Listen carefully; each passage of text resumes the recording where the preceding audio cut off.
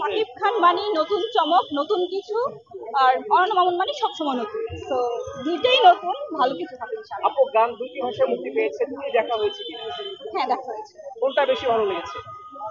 দুইটাই খুব ভালো হয়েছে, ওভাবে কম্পেয়ার করার আসলে কিছু নাই, দুইটাই খুব ভালো হয়েছে। শাকিব খানের সাথে যদি সামনাসামনি দেখা হয় সেক্ষেত্রে কি বলতে চান? শাকিব খানের সাথে আমার দেখা হয়েছে, হয়তো বা পার্সোনালি ওভাবে পরিচয় নাই, বাট অনেকবার দেখা হয়েছে। কি বলেছে? ওভাবে প্রফেশনাল ক্ষেত্রে কথা হয়নি, যদি বা শুটিং সাইটে দেখা হয়েছে।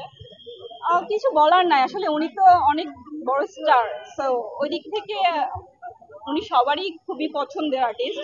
তো আমারও খুব ইচ্ছে যে ওনার সাথে কাজ করা, অথবা যদি সুযোগ হয় ওভাবে কাজ করবো ইনশাআল্লাহ। ওনার বিপরীতে অভিনেত্রী হিসেবে হ্যাঁ, অফকোর্স কাজ করতে চাই, সব নায়িকারই এখন এটাই স্বপ্ন বাংলাদেশে। সাকিব খানের দরদ সিনেমা আসলে কোন কাস্টিংটা আপনার কাছে সাকিবের ভালো লাগছে? কোন কাস্টিংটা? সাকিবের কোন ক্যারেক্টারটা নাকি? অবশ্যই দুলু মিয়া। দুলু মিয়া ইন্টারেস্টিং, ওটাই ভালো লাগবে সবার। এই গল্পটার সম্বন্ধে আপনার ধারণা আছে?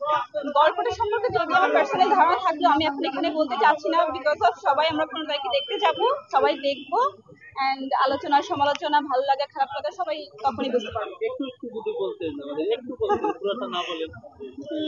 না, একটু বলা যাবে না, একটু বলেন। একটু থাকুক না, বলা যাবে না এই মুহূর্তে। আসলে এর যে গানগুলো এগুলি কেমন হয়েছে?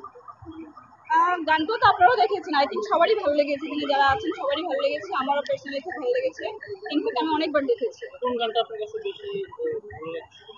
সবগুলো গানই মোটামুটি ভালো, তো ওভাবে মানে আলাদা করে বলার কিছু নেই। দু একটা কি একটু গাওয়া যাবে কি?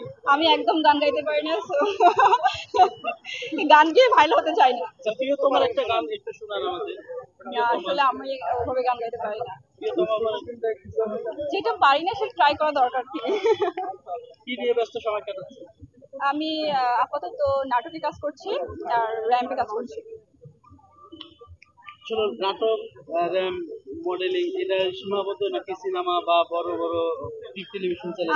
আমি এটা মনে করি পার্সোনালি, যেটা আমি একজন আর্টিস্ট, আমি যদি ফিল্ম করি আমি কেন নাটক করতে পারবো না, আমি নাটক যদি করি তাহলে ফিল্ম কেন করতে পারবো না। তো আমার কাছে মনে হয় যখন যেটা ভালো মনে হবে তখন সেটাই করবো, আলাদা করে যে নাটকে কাজ করলে ফিল্মে কাজ করতে পারবো না, অথবা ফিল্মে কাজ করলে নাটকে কাজ করতে পারবো না, বিষয়টা তেমন না।